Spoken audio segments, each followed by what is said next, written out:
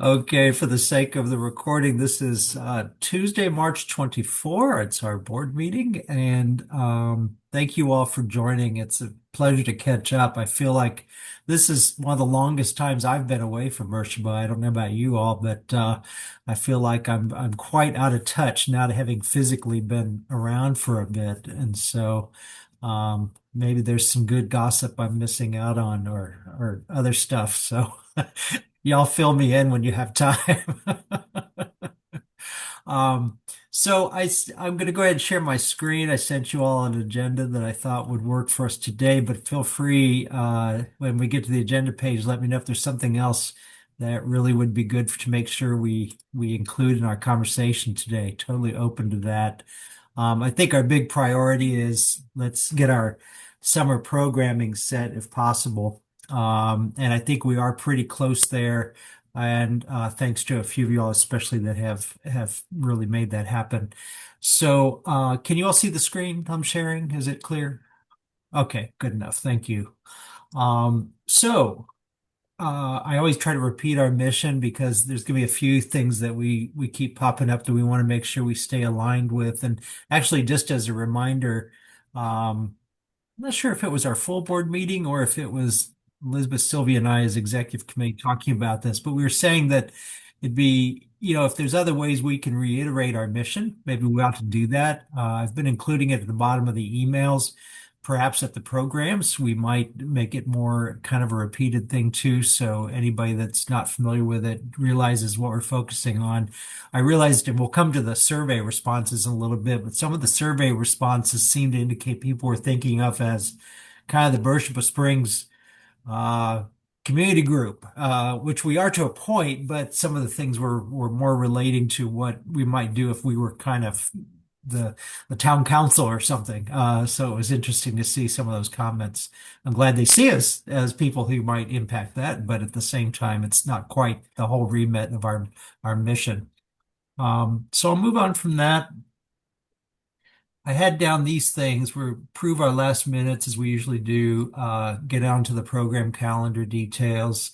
I've tried to capsulate our survey responses if you didn't get a chance to go through those so we could see what's important for us to consider. And I sent you a recommendation about barn dance. We'll chat about that.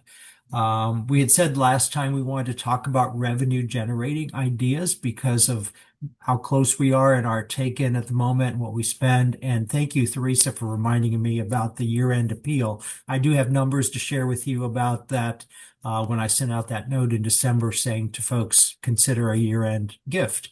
And we did get some good response, which is nice. So I'll share that as well. And then I have some topics for our next email I wanted to see if you all agree with and if there's anything different we should do on that. And just some general updates that are mostly going to come after this call that I'll send.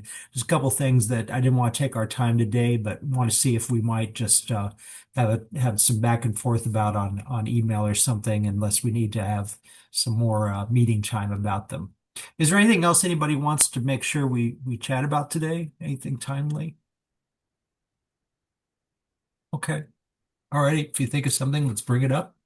So November 18 minutes. Thank you, Elizabeth, again for those. Sent those out for your review. Is there anyone who would consider making a motion to approve? Hey, Andrew, are we approving November 18 or January 20th? Oh, for goodness sakes. Thank you. Yeah. I use my old slides and I update them, don't I? Thank you, Elizabeth. All right, January 20th minutes are the ones we're talking about. I move to approve. Okay. Second. All right. Thank you, John. Second. Thanks you too, Sanford. I saw your hand. Is there any discussion about those? I didn't see anybody come back with any corrections, et cetera, but anything we need to check in about those conversations, et cetera, those notes. Okay. I think Elizabeth does a great job of kind of getting it as much as possible without trying to, take verbatim down. So all in favor of the approval, say aye. Aye. Aye. Any opposed? Okay. Thank you very much. We have official record there. My theme this time, as you notice with my photos, this time it's wildflowers in spring. So hopefully it cheers you up, seeing a little brightness after our winter. Um, so programs, this is really great. Thank you. I know Teresa, you had some weigh in on this in Sanford. You talked to Aaron, I believe. So thank you for that work to get us set. We have Aaron Reed set to do an update, as we had all said was a good idea, on the Savage Golf Park. So he has agreed to our first date, which we have traditionally started off with Memorial Day weekend, and so that's Saturday, May 23rd. And I did go ahead and recommend we do the 4 p.m. and we'll see from our survey that that's still the time people prefer, and the day of the week as well. I have reserved the community center, and Sanford, I don't know if this was you and I or if it was Teresa or somebody else I was talking to about this. We thought maybe a good idea, if it's available, if there's any kind of visuals we want to put up, that space is big enough we could put some stuff around, and we could maybe check in with Aaron or whoever about that. Can't remember who it was that said something about that. I think, yeah, I think that would be, at this point, would be really helpful. Do you know, Sanford, if he has anything? I don't know. I don't know exactly what he's thinking about, but I'll touch base with him and see if it's possible. Maybe if we have a PowerPoint or visuals to show, I'd be really interested in seeing the designs for the buildings that are going to be there and sort of a layout of the roads back in what we call the bend out there. That's going to be the new Yeah. entrance. So I'll touch base with him about that and get back with you. Okay. I Sanford, I think at one point, Sam Baggett may have had some because we had an event kind of back in the early days when they were conceptualizing this that was in the little art gallery that the Baggett kids have. And there Okay. may be, the visuals may still exist for those. I don't know how accurate they are now, but they were, big poster board size, easy to look at. I If you think see Sam, you might I, check. I think Okay. Kara Armistead did those. I've seen them since, but Hmm. the new design is a whole departure from what she designed for the park. Okay. Um, Last time he gave this talk, he brought some renderings from the designer. I would think that those are further along now, so he should have something he can bring. I mean, they're just foam core boards that you can put up on a tripod, but still visual. Yeah, it'd be nice. I think people would enjoy walking around when we break from the presentation and just get to chat about them. I had seen somewhere online, and Aaron, I don't know exactly what the source was, but that it showed a rendering of the visitor center. And I can't remember if it was their own page or website or what. Yeah, he's shared one, and I mean it's really kind of a copy and paste from another visitor center, so there's Oh, not. is I it? mean, it's pretty easy to imagine. Okay. But yeah, he has a rendering of the visitor station or Okay. visitor welcome center, whatever it is. Yeah. It looks significantly large from the drawing I saw. Whether it really was or not, I don't know, but it looked like a good Yeah, size structure. Yeah. Cool. So I'm excited about that. And Theresa, I think you had mentioned, or it had come up about seeing if we could hear a little bit in the same meeting, if time allows, about what's the proper word, of Red cockaded. repopulation? Oh, yeah. Of the Say it woodpecker. again. hmm Of the What? red cockaded woodpecker. Red cockaded woodpecker. hmm Woodpepper. Woodpepper. I Woodpecker. gotcha. Yeah. hmm Easy for you to say, yeah. So yeah, if we and I did that come up in your conversation, Sanford? I can't remember or not. Yeah, we talked about that. It Did would you? be really good.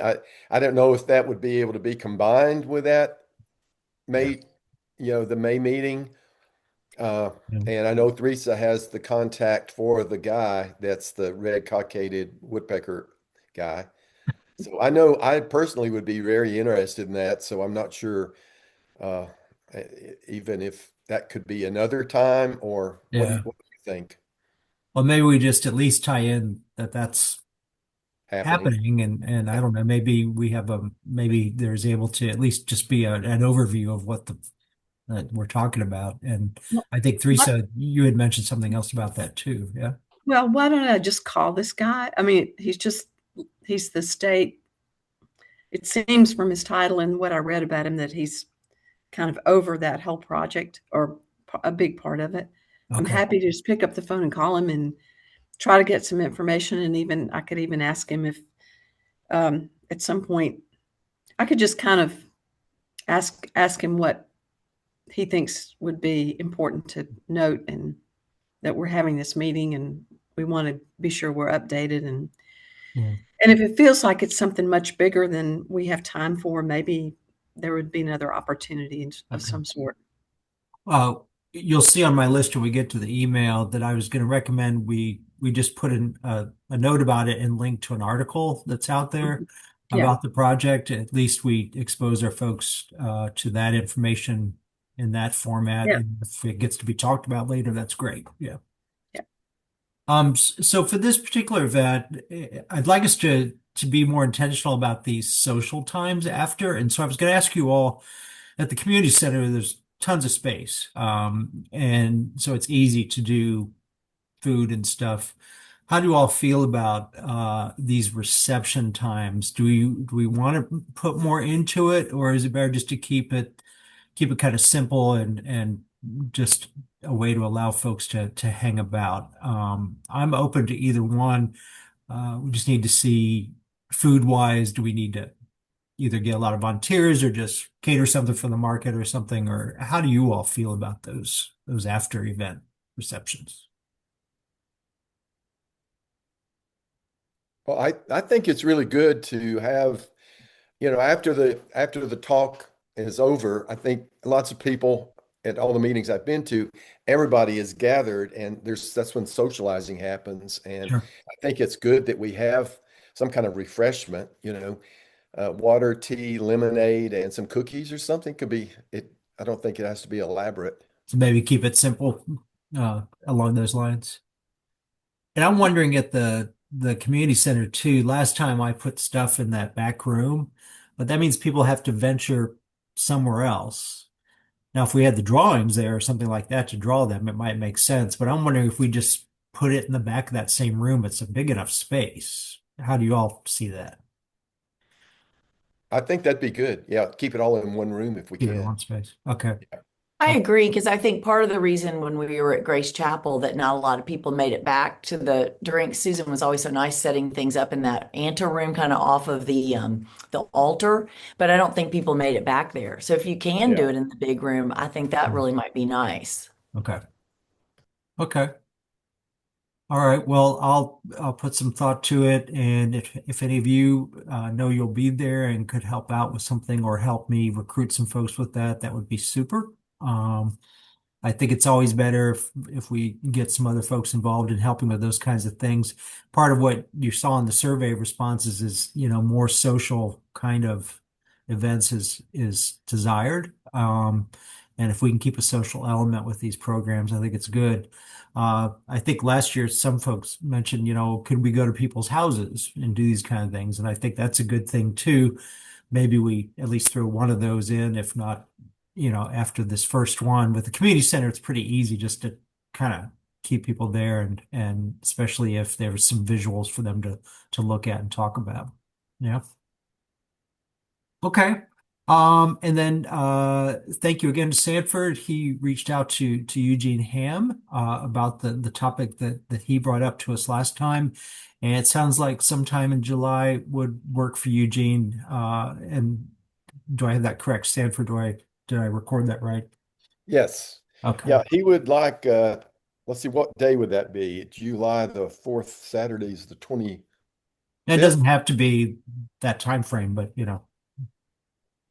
Uh yeah, end of July worked better with his schedule.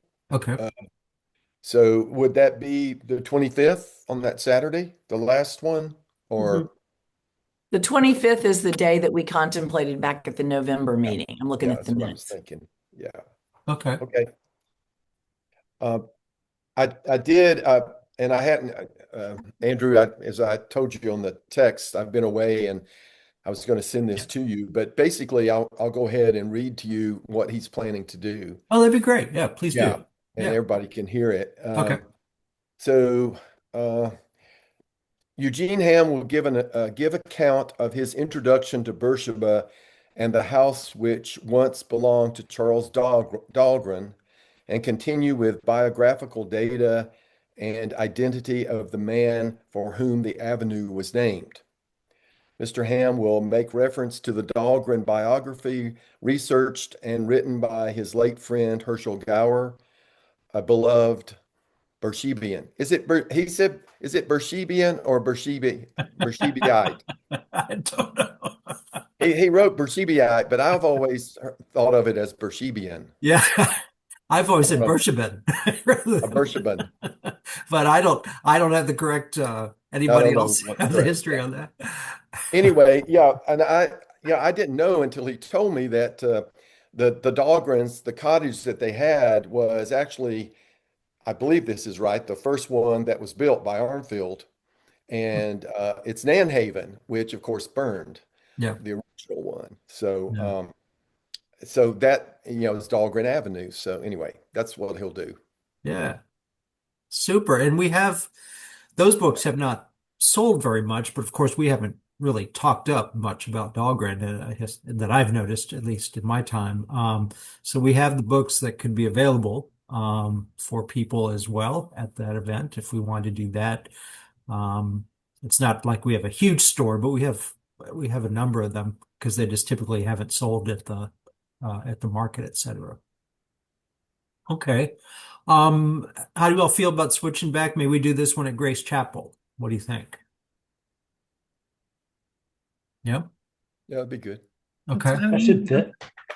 So I will inquire about Grace. As you know, things are, some of you know, I know Aaron, you've attended a bunch, and maybe some of the rest of you have. There's been a lot of change at Grace because they've had a new minister for a while now that has brought some different things, and there's been a little more activity around what the parish is doing. So I'll need to see, and maybe Aaron, you know who I ask now about reserving Uh, time. yeah, Amanda's the trustee now, Is she? so Okay. she can get us in if nothing else. Okay. Okay. I know there's keys floating everywhere, but I just Right. who'd I'll put in a word for July 25th. okay, thank you very much. Let me just make a note of that here. Uh, okay, cool. And then we can discuss reception for that one as well as we get closer to the date, I think. So the other topic that we said came in as a third priority of interest and is this, I had shared with you all this set of drawings that were a product from Richard Chenoweth and Ralph Thompson. And I don't know if I told you all I had sent a note to Ralph Thompson, who actually is deceased, so his son responded, but he was still on our distribution list. And the son came back and didn't really have any other information about this project itself. And so just today, I spoke with Amanda because I was not really thinking who we could get to talk about this, and I thought I'd see what Amanda thought. And I don't know if you all know, Amanda has done, I know Teresa, you probably know in Sanford, Amanda has done some of the history walk tours at Trails and Trillium. Sanford does one, and Amanda does the one where she focuses a little on architecture. And so she had actually come across this a few years ago when she was getting ready for the first of these and said, yeah, I was digging this up and trying to figure out what their sources were to really know what these looked like, right, in the day before they were changed over time. And so she had some information about what she had discovered, I think, in the Tennessee State Archives. We just literally spoke an hour ago because I had sent her a note saying, what do you think about this? So anyhow, I was getting her advice and she said, well, I would be happy to talk on it. I could talk about what I know from what I've been sharing on these walks, et cetera. And we could talk a little bit about what's changed with some of these homes. Because I think there's some of our folks that think, well, that's just how they were built. Well, no, they really weren't. Like the Turner Cottage didn't even have a second story before, and various things, and all of them have been, of course, added on to and in other ways, of course, modernized, but just changed in many ways from what they originally were. So I was very excited about that. I wasn't going to just push on her to do that, but she said she could do that, and I think that would be great. I don't know that we need to go into some kind of deeper depth anyhow, as far as the origin of what those designs, where they may have come from. But so she felt comfortable she could talk on a bit about the architecture, what a little bit about the use of logs, et cetera, and then of course where they have gone since to a point. So are you all with that kind of approach? Are you still kind of keen on this topic? How do you all feel about that? Uh, I think that'd be Great. great. And I was thinking Amanda would be the perfect person to be able to Yeah, do that. I mean, she's definitely an expert in the architecture arena, and I mean, she's very personable as far as a presenter. She knows our audience very well, of course. So I was excited about that. So I think if we can get, I asked her if June, because I knew we were going to try to get Eugene in July, and we've got Aaron in May, and I asked, would you have any time in June? And she feels she does, but she's going to check her availability. I told her pending our outcome today, and then we can see if there's a date in June for her. It may or may not be like the last Saturday that we've done on the others, but I personally don't think that's a huge deal. But she's gonna check on that, and then we can figure a date that we could work that program out. It may be good because part of the talk would include the hotel. And so my thought is if we could get into the main old building of the assembly for that program, it'd be really great because it would include some conversation about that building architecturally as well. How would you all feel about that? Yeah. Okay. And even if the main room is not available or something, we could be in the area and do a walk around, et cetera, and talk about some things. And so I think it's got good promise. Okay, well, I will follow up with Amanda on dates and also see if we can possibly get in at the assembly.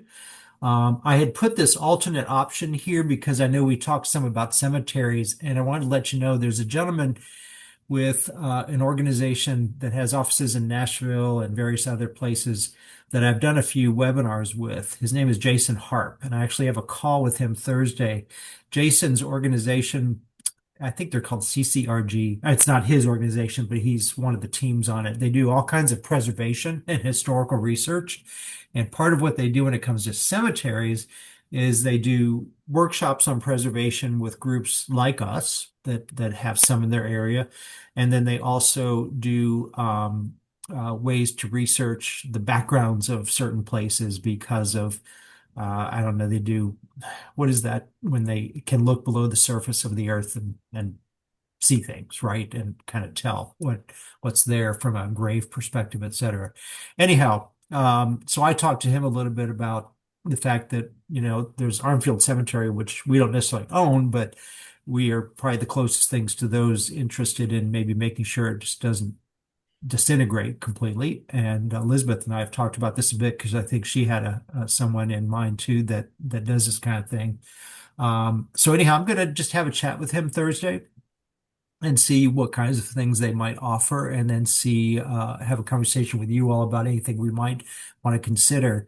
There was a woman at the East Tennessee Development District also that I talked about with this, but her availability has been very sketchy. But she was willing to do a hands-on come and say we had volunteers. She would meet with us and say, well, you don't want to put this kind of stuff on stones. You don't want to clean this way, et cetera. And kind of make sure that if we did try to do any cleaning, that was part of what we would have good instruction on. Now, at the same time, and some of you may know this, that the Grace Chapel folks have been talking about doing something at the Grace Cemetery to maintain things there. Kelly Baggett and I have had a few emails. She asked or texts. She asked about my opinion. And I said, well, what I recommend is do the cleanup, grass, weeds, all that stuff around it, but you maybe just do some light dusting off of stones until we maybe get some better guidance from professionals about what you do with marble versus granite and all these old stones where maybe we're losing the carving, etc. So I think they've got this Saturday, I think it is, they've got a cleanup day. Is that right, Aaron? Okay. I thought I saw an ad in Facebook. Yep. So if you're interested and are going to be around Saturday, you could help participate in that. And then I think the Kelly agreed with what I said anyhow. I don't know who else is involved, but Aaron, do you know anything else about that effort? Uh, just that we have a general cemetery cleanup on Saturday. Um, you know, a man and I have done tombstone cleaning before with Oh, really okay. mild stuff and Yeah.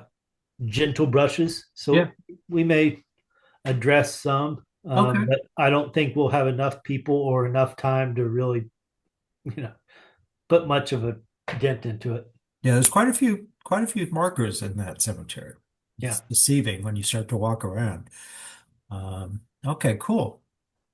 Well, that one probably has had a little more consistent care. Hoonerwaddle, if you've been in there, um, is I don't know how much consistent care there's been. Now, there's been a lot of active new graves there.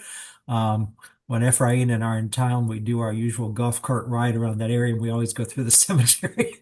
And I've just noticed, because I've known the names of some of the people that have died over the past couple of years that have been buried there. So there's been active burials for a while now there.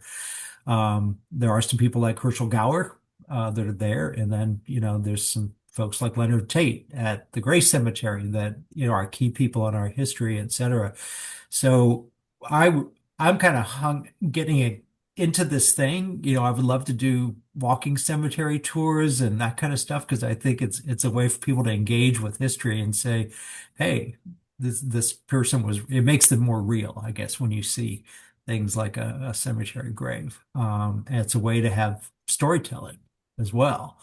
And I think that's another aspect, even not with necessarily historic characters, but you walk through and say, oh, that's so and so Foltz.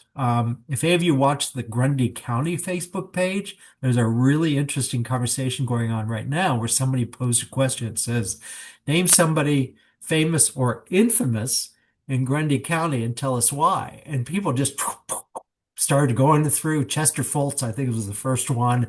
And then the guy who was the baseball player, Douglas. I forget his first name. I mean, and they just were all over it. So it's an interesting thing to see how those conversations get excited when people start to say, "Oh yeah, so and so," and it may not be our history, but it just really gets people involved. So anyhow, I went too far on that, but that's why I put that alternate option if we decided not to do the thing, and we can always come back to that.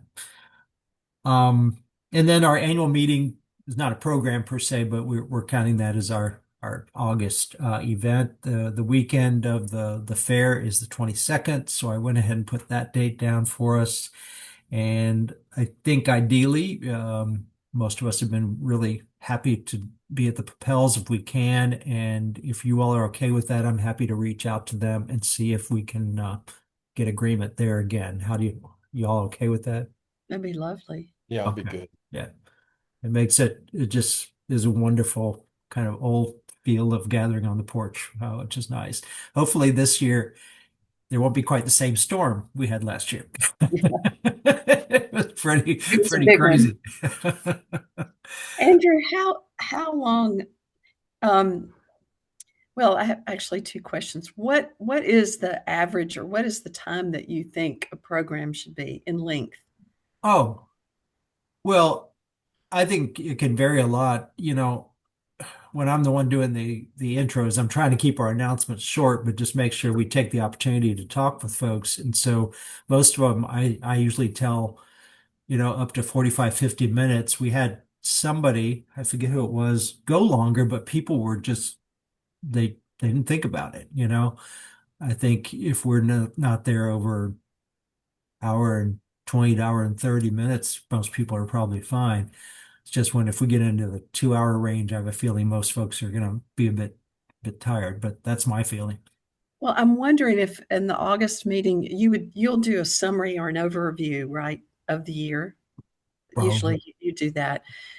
Um, if Sanford and I are the only woodpecker enthusiasts, I don't know, but if David Haney were available, would you want would you Well, want him to speak? Like, who was the person who spoke yeah, about so we that? had we had is it Rick Cuffines? Yes, yeah, Not Rick. I said his name wrong, didn't I? What's his Oh, first that's name? right. It is Rick. Rick. Okay.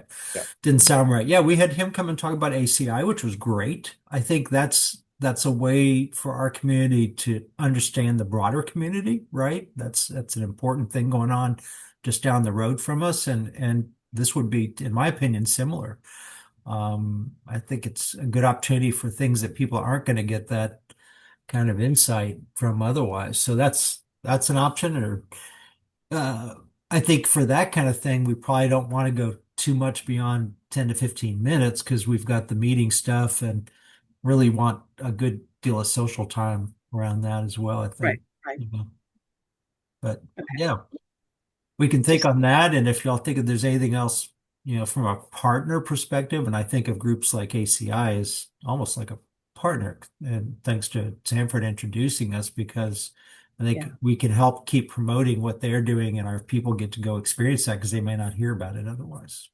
His One of the reasons, excuse me, go ahead, Teresa. no, you stand. One of the reasons was because of the connection with Leonard Yes. Tate. Yeah. Right. Right. And that's going to be another a big day over at ACI, end of April, whatever Leonard's birthday. I think it might be the nearest Saturday to his birthday, but they're Oh, going to have another celebration. There will be a walk into that where they're working on renaming that point, Tate Point. And yeah. Did they have anything on the site or something else? Because we could put that in our email to folks, Sanford. yeah, I'll touch base with Rick and Okay. see if there's something that we could get about, more details. Yeah. That'd be Okay. that'd be great because I think our folks would be interested. Yeah. Mhm.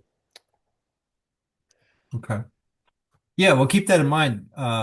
Three says as we are in closer, we can see if something like that would work. But I like that idea because some of the people that come to the meeting, I've noticed we haven't seen really at programs. I'm Mhm. just curious. So, they may be missing out on some of that. Okay.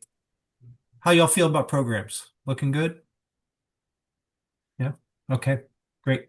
I'm gonna Yes. move One it. thing I'd like to Oh, mention yeah. is that the Grundy County Historical Society, one of the talks they had last month, and you might have seen it, and I actually meant to try to get that information to you all, but that sort of escaped me, was Woody Register, who is a history professor at the university, an old friend of mine, who is the one who is in charge of the whole reconciliation of the fact that the University of the South was founded, with money from enslavers and all of that. So, and the work that has happened from Swanee related to that it has been sort of monumental in working with other schools. That's not the only one. Georgetown, for example, was another one that funding was. And I think that's going to be brought out some when Eugene talks, because one of the reasons Dahlgren was a major contributor to the funds to found the university. Yeah. And so I talked to Woody about the possibility. The program was really very interesting. There's another faculty member, a woman who is concentrating on the Cumberland Plateau, and she did her presentation actually on through Zoom because she was actually in Washington or somewhere, but actually did it live, and it was very, very interesting. And all kinds of research that I enjoyed talking about African Americans on the plateau, and a detail in things that I learned about Nathan Bracken, Yes. who was Armfield's uh, even after the slaves were freed and all. Nathan had one of the Armfield houses and lived the rest of his life there. and there was just all kinds of information about that. And I thought that might be an interesting thing for a program, maybe not this year, but we could look maybe for next year related to that. Yeah. And And I talked to Woody about that, and he said, yeah, they would be happy to do that. And I can there's a lot of information if you go to the Swanee site. It's called the Robertson yep. Project, Roberson, and that's named for a professor at Swanee who is African American who really was a mover and shaker in that realm. So it's very interesting, and I know that some of our members have been really interested in that. That's a good thing to bring up. I had read about that, Sanford. In fact, the wife of the priest of the church I go to in Tracy City works in that area of the university, and she was Oh, telling me a little bit about it as well. It is interesting. And you mentioned about someone presenting on Zoom. One of the things I thought about since 80%, well, 60 to 70, or at least 70% of our distribution audience and our emails, people that are kind of our members, if you will, are not in Beersheba and even part-time. And maybe we might want to, when we can't bring somebody in, we just offer a live Zoom program, uh, basically a webinar, right? And so we could cover a topic for the broad audience that way during the off months or, you know, maybe when we're not doing things live in the summer or something. So we can always consider that. That's easy to do. When we talked about trying to do live streaming from a location and recording live, that gets into more technology challenges, but a Zoom webinar's easy. So we could always consider that too. Yeah. Okay. Thank you. That's cool. If you happen to, I think I've looked at the web page, but if you happen to have that URL, maybe send it to all of us and we can do a read.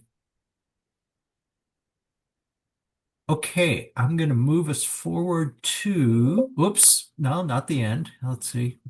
It's on the right page. Yes, the survey. So I sent you all a spreadsheet. It wasn't the easiest thing to read, I know, but with all the questions and all the responses. And I've just tried to solidify that here, or I shouldn't say that, summarize that a bit here. We had very few questions. We had said we didn't want to get too involved with this one, but just kind of some top level thinking, get some feedback about things. And so I'll just walk through these briefly. Stop me for questions, or if you had questions when you looked at the spreadsheet. And then we can think of, are there things because of this that we want to do differently or consider acting on, et cetera. So the first question is, what is your connection or particular interest in the Historical Society? From what I could see, really it came down to two things. They either had family background, family there, or they have purchased a home. And so those two were their connections or the reason that they are tied to Beersheba and therefore the Historical Society. Um, it's kind of interesting that we really didn't have anything beyond that, but that makes sense at the same time, right? Second question was, how do you want to engage with us? And most said attend programs. Quite a few said just want to get the info, know what's going on. Um, and some said they would be interested in serving in some fashion. And then what do you feel is missing from our offerings? And to the point of what's come up here a little bit is a true portrayal of Armfield's past. And then one of the responses you may have seen was very detailed about that. I think I know who that is because it comes up from that individual somewhat often about uh, what the involvement was with slaves in constructing buildings and those kinds of things, to which we really don't have a lot of information at all. And so that's one reason we've talked about in the past. We haven't really gone into that topic much. Um, I think it's not mall social gathering opportunities. Not sure how I did that. More social gathering opportunities and probably beyond the receptions, we could sometimes just not have a program, but just say, let's have a gathering dinner or a gathering social event around a holiday or something. So, help bridge relationship with local residents. We've talked about that a fair amount about are there different ways we can do that. And I think that's one thing that's going to come up in a minute in the recommendation I'm making around the barn dance. Those were the big three things that I took away from that. If you're reading the detail and see something different, do bring that up. What are your preferred days and times to attend an event? And the bulk said basically what we're doing now, Saturday afternoon. A number of people said Saturday evening, Sunday afternoon, but overall, and I think this is one of the ones you could choose as many as you think you might be interested in. So that's why the percentages look as they do. But not surprisingly, most said not on a weekday, etc. How can we engage others to participate in our activities? And one person, when I put the word street banners, but they went into detail about, how like with the antique, not the antique, the arts and crafts fair, there's a banner across the street. Trails and Trilliums did some stuff kind of like that. And putting something like that out on the day or of the weekend of a program. I kind of like that idea. That gets it front and center. Now we can't get the fire department to do that for us every time, but maybe it's a significant size banner on the road or in front of the museum because we had that property. It's okay for us to put something big there. So that's an idea that gets people just driving by, right? And so they see it versus if they ignored their emails or didn't see the email or whatever. So that's an idea. Community meal at the hotel, which I was just mentioning, as far as a social gathering, it could be just let's get everybody together. Social media, and we've talked a little bit about the fact of uh, getting a Facebook presence or an Instagram presence, et cetera. And when we talked about Facebook, we were saying, really we'd probably be just competing against what is already the Birchcliff Springs Facebook page. And so we've been just putting things on that page versus making our own separate one because it's already got the audience there built in. And we could encourage people to join that page is something we haven't done. So we might want to encourage our own membership to say, hey, are you connected there? Because that's where we're going to try to put updates. But maybe we want to do an Instagram page, which would be, there's a lot of the audience around Instagram now versus Facebook, especially younger audiences. It's a big one. And Andrew, I never even knew about the face. I hate to say this or admit it, but I didn't even know about the face. I'm not on Facebook. That's the first problem. But yeah, the second sure. thing is I didn't even know that page existed. And I think I asked you once, do we have a little list serve where we trade ideas about who's a good, grass clipper and all the things you need? And you said, Yeah, yeah, it's on yeah, Facebook. I had no idea. Yeah. yeah. And they're Been going up there actually, for 15 years. So maybe we do need to promote Facebook and then I'll just put a vote in for Instagram. I mean, that's kind of what my contemporaries are on, and Yep. we're getting much more information there now. Now, it does require photos really to do much. Oh, on be alert on the Facebook groups. There are actually two Birchville Spring Facebook groups. One's a lot bigger than the other. So you want to be careful to pay attention to the big one. Oh, that's it's interesting. John, it's Friends of Birchcliff Springs, right? That one?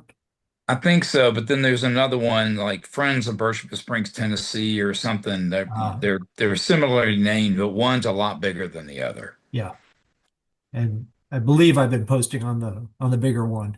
I When think you've been good about that. Yeah. as far as I But can tell, there always was the good one. to check Yeah. because yeah, So when I see Lynn Hoyt on more often, so I assume that's it.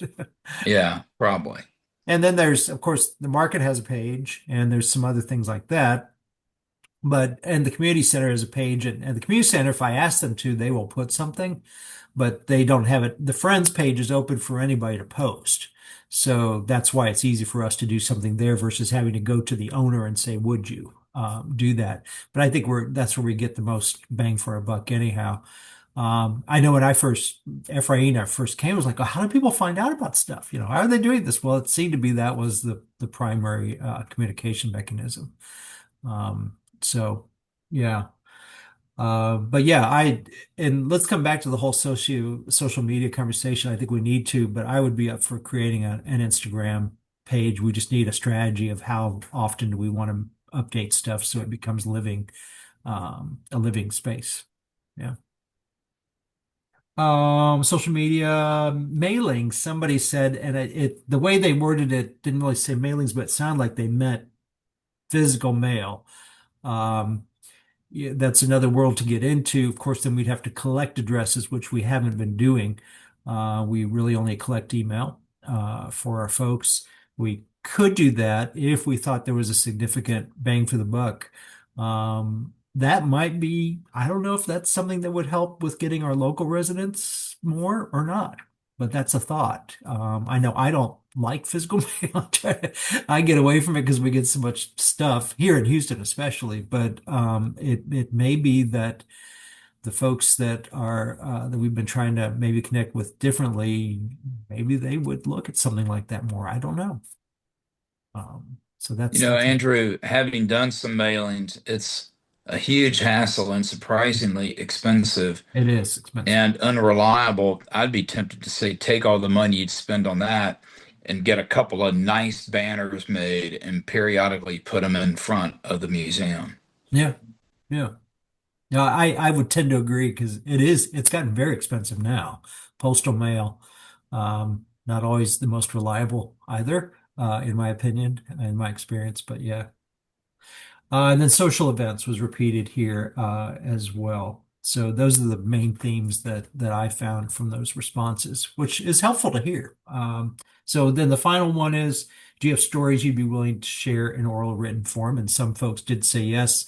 And then we followed this with a question: if you said yes, uh, give us your email or something like that. I forget what it is. So there were, I believe, 8 people who gave their info and said yes, I'd be willing. And so we should talk about how we want to link back on any of that. So, seeing those things, thinking about them, what things would you think we should act on or consider some kind of action because of these responses? What do you think?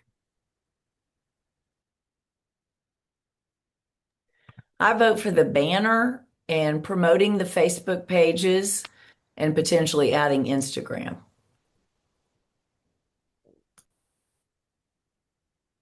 I think those are What good points. Yeah, I agree. I think those are good things to do. was the third one, Elizabeth, that you said? That's the second one was put the Facebook addresses in one of our email newsletters so people actually know, like me. Ah, And the third one was consider adding an Instagram. And we may have to talk about that as an agenda item at another meeting about sure. how we might do it. But Yeah, I do yeah, like adding Insta. I thought social media was a big theme of these responses in general. yeah, yeah. You know, it's kind of notable that we're talking about promoting a community Facebook page, which is kind of great because it's already there. And as you said, it already has the audience, but it actually is kind of building it's integrating the BSHS into the existing community. And that's a good thing because not to go down a rabbit hole, but that's something that we'd like to see Yeah. work better. So that's actually all fitting in. And John, it's been nice. A couple of the things that when I've put like our flyer or whatever for a program, I've seen a few people share it, reshare it. Oh, So, good. and they were not they were local folks, were what I call long timers, that went and shared it with others. So that was a positive thing to see them help want to promote that as well. Yeah, Definitely. that was good. Okay. What do you think about this reference back to social events, etc.? Is there more that we should try to do versus just receptions after programs? Would that be maybe in place of a program sometime? And if we're not doing one every month, maybe we just do something that's purely social, or do we just tie that in more? For instance, one of the programs I thought about the American Association for State and Local History that I belong to, they talk a lot about bringing things in to do stories with. In fact, bring something from your museum to a luncheon and you talk about it, right? And you talk about why it's significant, why it's sitting in your museum, et cetera. Or invite your population when they come to this luncheon or gathering or whatever social activity to bring something that they feel has a tie to your local history. Well, that's pretty cool because then they may tell a story about it, right? And kind of get involved in local history. So that's why the social thing keeps kind of chiming with me. But what do y'all think? Andrew, I like that idea of bringing something from the museum to talk about it, and at the same time, y'all bring something of historic value and talk about it. Let's kind of make it a round table sort of Yeah. thing. And I don't know if this is another event that you're talking about, but you'd mentioned like a pumpkin carving and community meals. And the carols thing. I really like that idea of us of the community coming together and not just sitting at tables with people they already know, but being able to kind of integrate with each other more locals and visitors and whatnot. Right, right. Yeah. And some of those events, like you mentioned, the pumpkin carving, I'm going to come back to on this next slide. Okay. I agree with you. I think that takes it away from us just because these programs, the way, and I've kind of got us going there, they're basically presenting to, right? It's one person talking to others as far rather than us getting a conversation going. And like you said, Stephanie, if it gets a kind of more interactive conversation, then it's really better participation, better engagement. Yeah. Yeah. Okay. We can consider some different things around that. Anything Another else? idea, Yeah. Andrew. Yeah. Peg and Harry Williams have had these sing-alongs, and I remember that we sell these Beersheba song sheets Right. at the craft fair, and I don't know if we've ever done anything around that, but it does seem that there's this tradition of sitting around the campfire and singing songs. I don't know if we'd ever want to. Maybe we give the money for hot chocolate or wine, whatever. We could decide, debate the merits of either of those, and we host a sing-along around somebody's fire pit with the Beersheba song sheet. Would that have any traction, do you think? Well, this came up briefly. In fact, I just printed more of those because we were down to the last ones that I'm going to Yeah. bring back with me this trip. Um, I thought that's a simple thing, right? Let's gather on a porch or wherever and Yeah. just sing through the book or have somebody sing a few Uh-huh. on their own if they're talented that way or we all sing together on a few. Why not? It's Yeah. kind of old-fashioned, but it seems that there's some history and tradition of this. I kind of like that tie-in. Yeah. That's what Modi Howell did. Kind of got that started. The Really? original Morton Howell, yeah, on Nanhaven. Okay. Hmm. I didn't know that history. That's neat. So that's kind of where Before your that comes time. from. Yeah, right. Well, definitely before our time, but I think that's kind of fun and maybe we could, we would provide the wine or something that makes it feel sort of like a festive social event, but it's also got a purpose. I'll say festive beverages. How about that? I like that. Peg Williams might really be willing to help lead that too, because they do this just as a fun social thing anyway. I bet she would help us with it. And I think, was one of the names who's well, she may have mentioned historical stories, but I think Peg would be a willing volunteer. She's she's actually one who was really that did put her name in about stories. So yeah. Yeah, right. Yeah. Cool. Yeah. And those are not hard things to do. It's just a matter of getting the time and the place.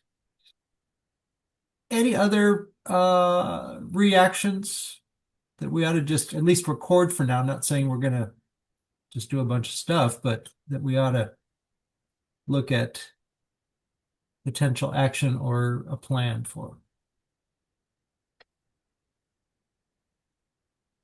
Okay. Well, keep thinking on it. We don't have to finalize all this tonight. I would like to put a little note in the and the next email saying, thank you very much for your participation. We've discussed and we're pulling some things we are going to follow up on because there's nothing worse than saying, ask for somebody's feedback and do nothing with it, right? So I'll put a note in about that, not committing us quite on what exactly, but Andrew, I don't know. Sorry to pop in no, here. go, please go ahead. Yeah. Okay. You had mentioned the cemetery walkthroughs. I don't know if Yeah. that's something that you would want to add here too, but I definitely think that would be really cool. Yeah. As far as Social event. that can be a social event too, right? Yeah. Yeah. And jumping ahead, because with your recommendation about the fall barn dance, there's a hole there. So maybe some of these things you're talking about could be put into a fall extra event or extra, small gathering. Well, let's jump to that topic, Teresa. Thank you. Because that is where I put it happened to be the next thing on here. So if you read the document I put, I am recommending that we consider just going with one barn dance, at least for this year, and we can always doesn't mean we can't do a second in future. But my recommendation is built on a few things. If you hadn't read through it, we've seen a great decline in attendance. We know that it doesn't cost quite the same because we always purchase less food. All right. We know it's going to be less, but still the cost is still significant enough to try to make it happen. And we've seen some, it's always been the one that I think has been thought of as more for trying to getting some of the locals to come. We've seen some folks there that aren't part of the usual, I'll put it, historic society crowd, but not significant. This last time, I think the ones that were there really loved the band, especially they had a great time and they stayed a long time, but just wasn't, like a huge crowd by any means. It is a little trickier getting assistance in the fall just because of the time frame. We don't have people around that are come for the summer holidays, etc. And then my thought is if our goal of having that one is more about trying to engage our local community more, are there other things we could do that might help us achieve that versus a barn dance? Nothing wrong with the barn dance, but is that our best way to kind of get there? And so these ideas at the very bottom of which Stephanie mentioned, and I think Elizabeth, you were alluding to as well, are some other ideas that have popped up. Not the only ones that are possible, of course, but that would not be quite as costly and perhaps not as labor intensive, uh, but could hopefully maybe engage the community in a different fashion and maybe even the broader family, children and aged as well, versus who might be interested in a dance or barn dance event. So my recommendation is to consider not doing the fall barn dance and let's maybe pick one of these kinds of things to do over the coming year to see if that maybe is a route that works a little better for us. These are built kind of around seasonal things, those that mentioned them or recommended them. And one of those, as you see at the bottom, I think Sylvia brought this one up, that really goes into kind of a fundraiser aspect too. So hopefully helping the community versus just an engagement opportunity. And so that's the recommendation. We definitely do the July. We're scheduled for July 3, by the way, for the summer barn dance. And the fall one's on the calendar for the barn, but we can go ahead and release that if you all are comfortable with this idea of not doing the fall barn dance. So let me just put it out there. Tell me your reactions on that idea. Some of you have spoken a little bit already on this, but tell me what you think. I like the idea of I do too. the Mhm. fall barn dance and doing something like the pumpkin carving. It's same time frame sort of, but a little more fun, a little more engaging, more families. Uh-huh. Yeah. I do too, Stephanie. Okay. Yeah. There's also the idea of maybe a fundraiser for the rescue squad or something like that. Yeah, that was another thing that came up too, right? And which could be even part of the barn dance, if you will. But I think we don't really not necessarily want to charge, for the event. But yeah, we could tie in for the rescue squad, um, Yeah. or Actually, other community organizations. Yeah. yeah, to your point, even at the summer barn dance, we got a big turnout. Maybe somebody would come and uh, I don't know, we don't want to get a long presentation there or something, but we could just encourage people to donate. We could remind everybody how they can save your ass, pardon my French, and you should Yeah. chip in. Chip That's in right. before you need it. That's right. Before you can't. Yeah. No, that's a good point. Yeah, I like that too. Andrew, I've got a question about the fall, just in general. At one point, we talked about coordinating with the clinic's songwriters night and Yeah. maybe doing that together. Is that still on the table? What's the update on that? Like, would that already be happening in the fall? John and I had a brief email back and forth. I don't know if John, if we ever actually had a conversation about, we had a little email back and forth about that opportunity. I don't know that there's a real synergy there because it's truly a fundraiser for the clinic. So I'm not sure how Historical Society really could tie in. And John, if you've had any other thoughts about that, I did not reach out to Julie, John. I don't know if you have. So I don't know if there's any other thoughts about how that could work. But to me, it's for the clinic. I'm not sure that we would have any kind of role or uh, with it. Well, I want to mention this is as good a time as any to mention. I'm actually going to make some enhancements to the barn. The first one being two large fans being mounted inside. Yay! We're talking the brand name Big Ass The big ass Fans. You've probably fans. heard of Yeah, this. Yeah. We're going to get two 12-foot diameter fans. that's great. And then we're going to get some uplighting like we had at the singer-songwriter night. And then maybe some other lighting and improvements. We're putting uh, coyote decoys out in the yard so we don't have quite as much goose poop. Hopefully, we'll drive into the other side of the pond. So I'm trying to kind of up the game there a bit, and that might make it easier to put on other events and open up the summertime a little Yeah, bit. that's great. Yeah, the fans are a definite need. So I don't know, we could, Elizabeth, to your question, we can still reach out to the folks, and John, you would know better than I as far as who all is involved in putting on the medical clinic event.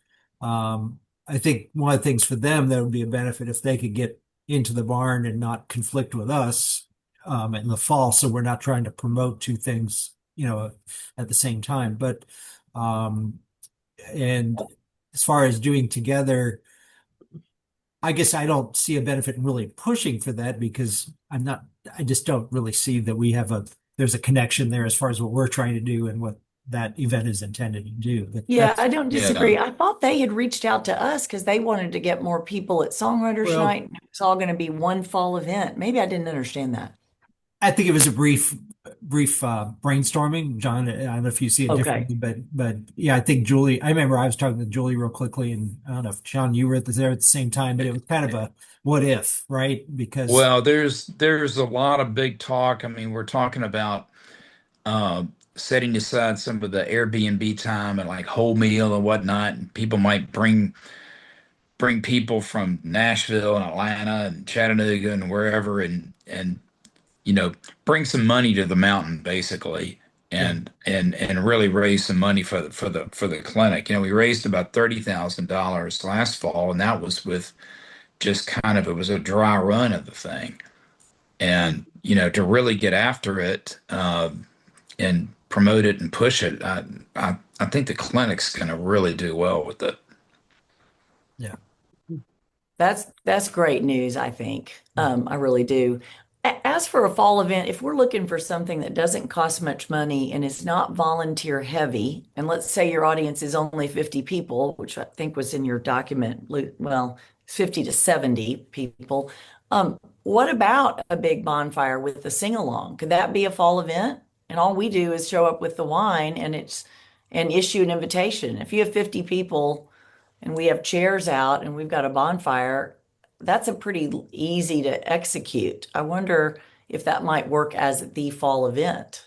it could be. And to my my feeling, Elizabeth, it doesn't have to be in the fall just because that's when we did the fall barn dance, but it could be any of these things that are around whatever time frame makes sense. That's is my thought. Okay.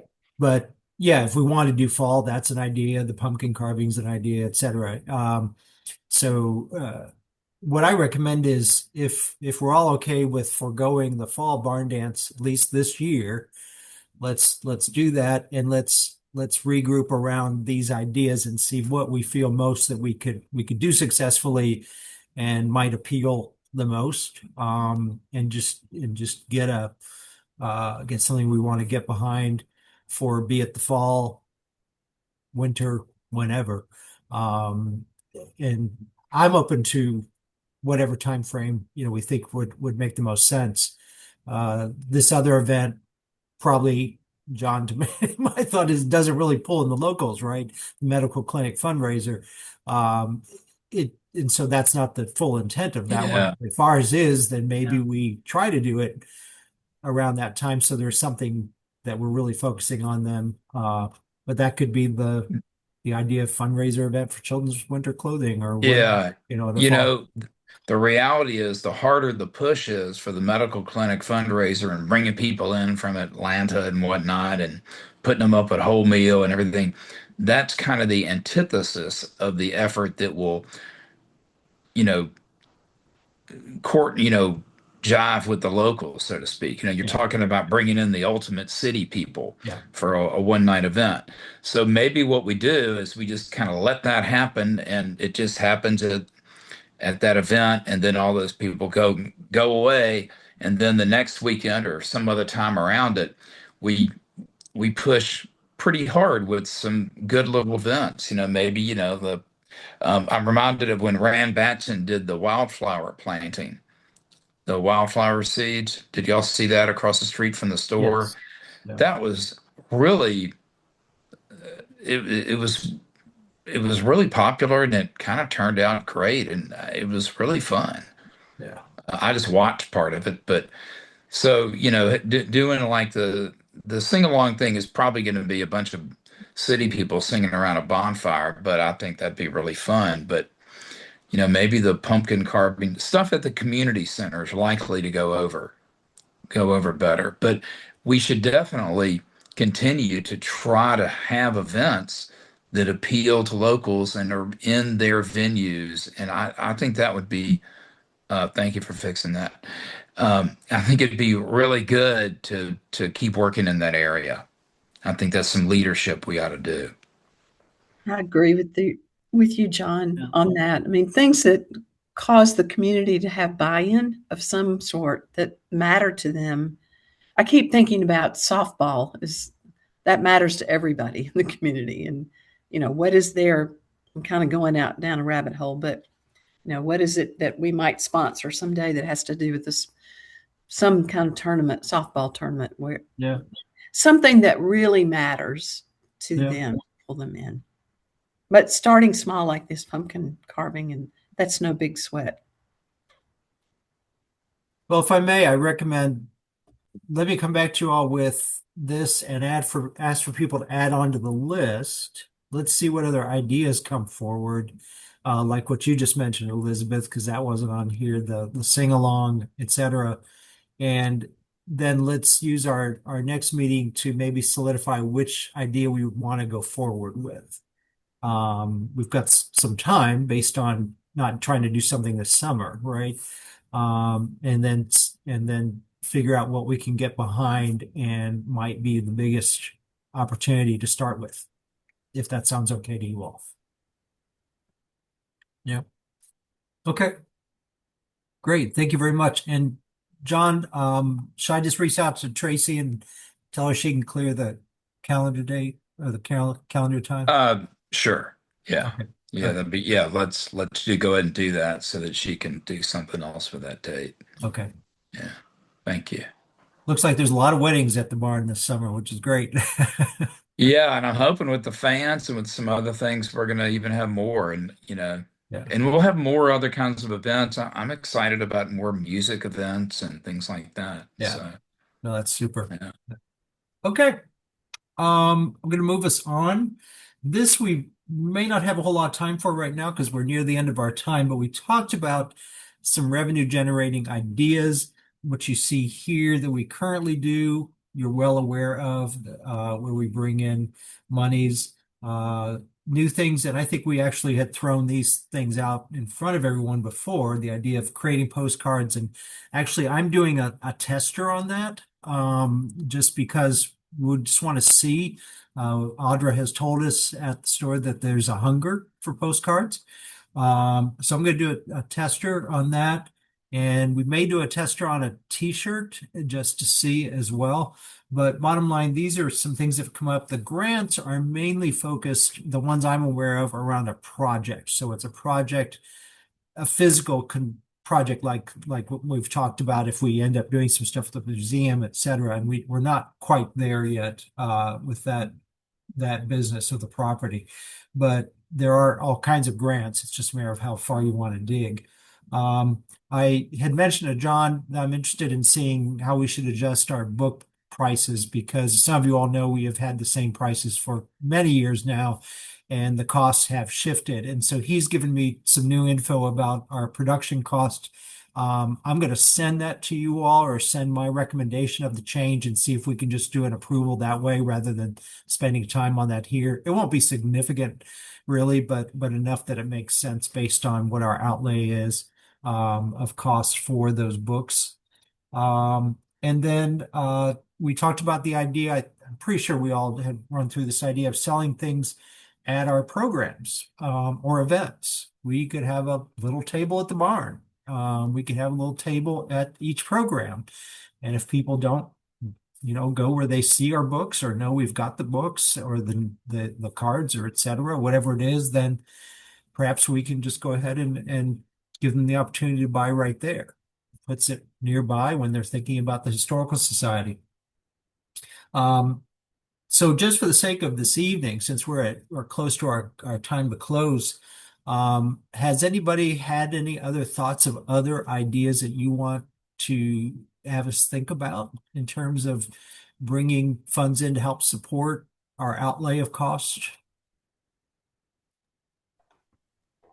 Well, one thing you just made me kind of think about because this songwriters night and the way that they maybe are envisioning that being much bigger, would it be terrible? I'm truly just tossing this out. If we also did something that weekend when everybody's there for this songwriters night's only one night, right? Is there a need for anything else to happen that weekend?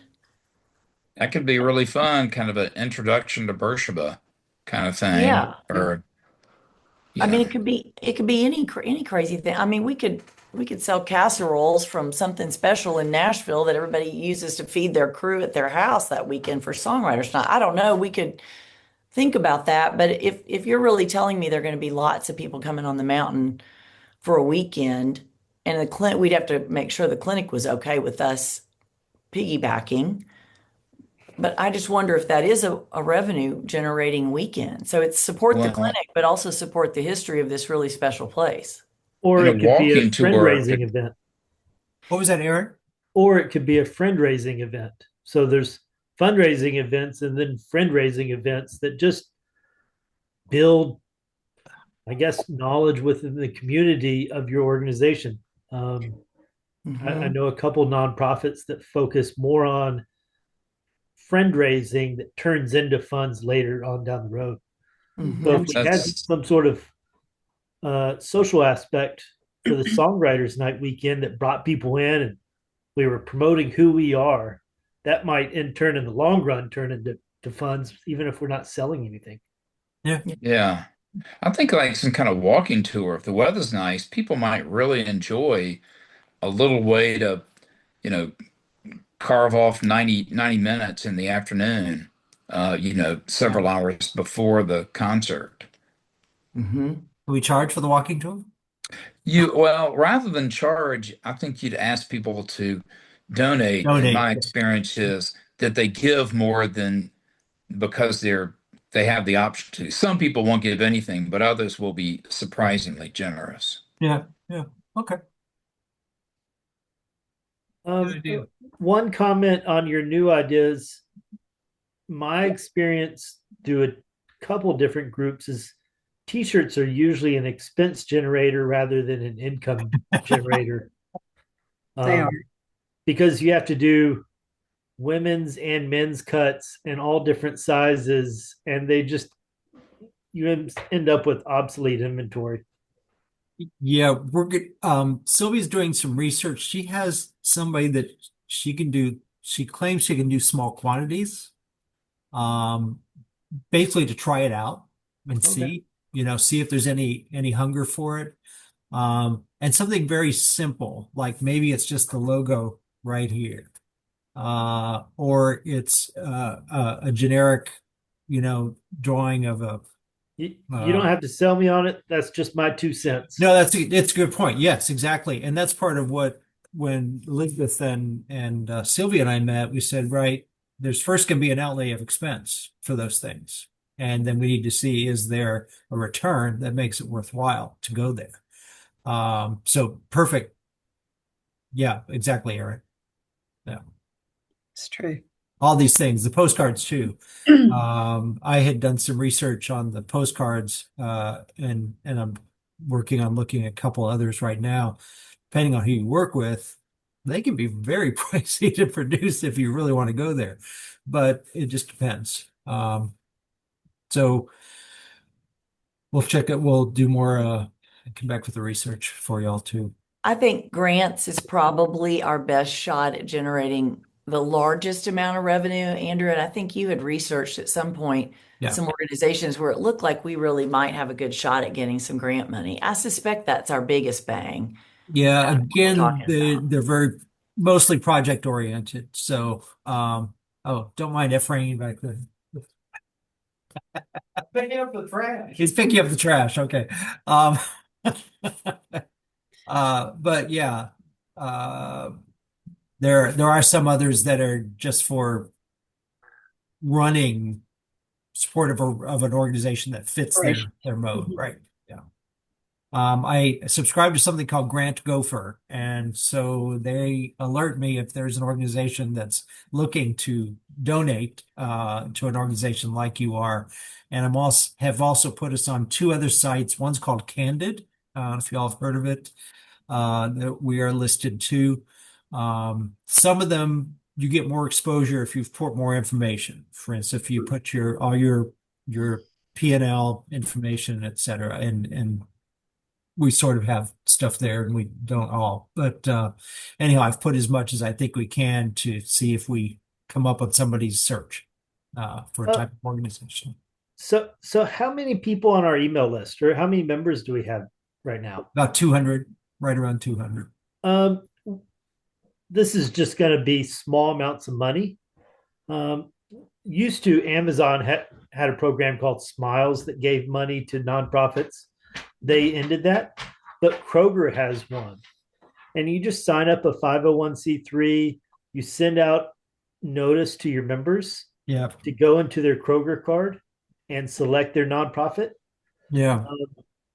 The Friends of South Cumberland get, a few $100s a year, but any of any of our members that shop at Kroger would be eligible to select that in there. They probably don't even know about it. I Yeah, didn't know about Kroger's. Okay.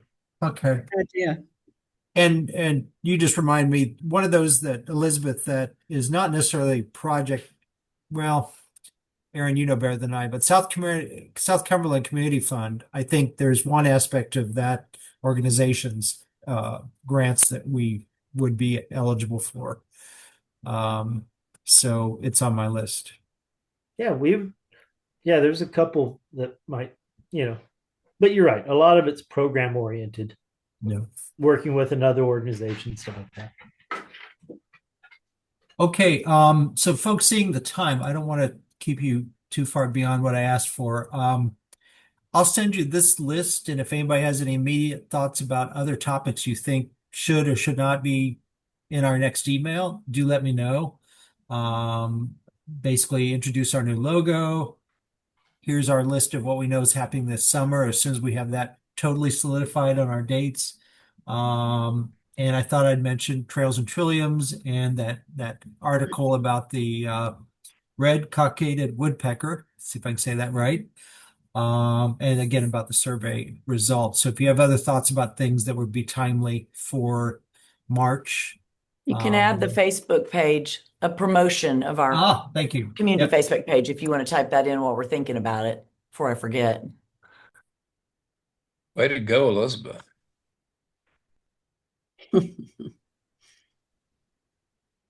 Thank you.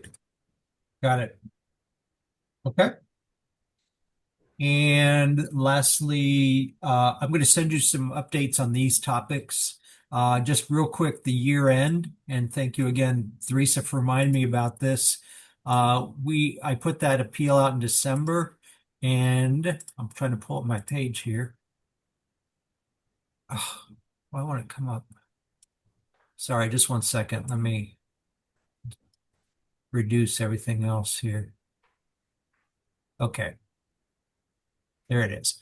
Outside of what board members contributed, when we said we wanted to build the scholarship, et cetera, we had from the appeal $1,800 that was contributed from that. And then you all on the board that made contributions at that same period of time, total 1,000. So 1,800 from directly for the appeal, another 1,000 from those of you here on the board that made contributions for the scholarship or otherwise in December. Thank you. So it was good. It was worthwhile to do, I think. I wasn't sure what we'd get, and so that was good to hear. Thank Okay. you. Pardon me. Anything else before we depart? I'll send you this list of stuff. I'm really impressed with your wildflower photos. They're all local wildflowers. Were these taken by you? How did you select them? No, this is Google searches. But I did put in Tennessee wildflowers. Okay, good. So I was trying to get things. These are Dutchman's breeches, and I had white trilliums back here somewhere. Which are my favorite of the trilliums, actually. I can't find them, but anyhow. And purple Phacelia, it's blooming right now. Yeah. I can't wait to see. I hope you all, if you haven't done, I know Theresa and Aaron, you've done Trails and Trilliums, and anybody else, if you haven't, it's a wonderful weekend. It's really great. So Ephraim's mother is coming to visit us again for it. We hope not to kill her on the trail this year. Last year, we took what ended up being a strenuous hike, and we shouldn't have done it. But anyhow, all righty. Thank you all very much. Pleasure to see you. Hope you're well. And I'll send out this recording link if you want it, and also for Rand, Sylvia, and Susan. Yeah. Super. Thank you, Andrew. Thank you. Thanks so much, Thank you, everybody. everybody. Thanks. Thanks, Bye-bye. everybody. Bye. Good night.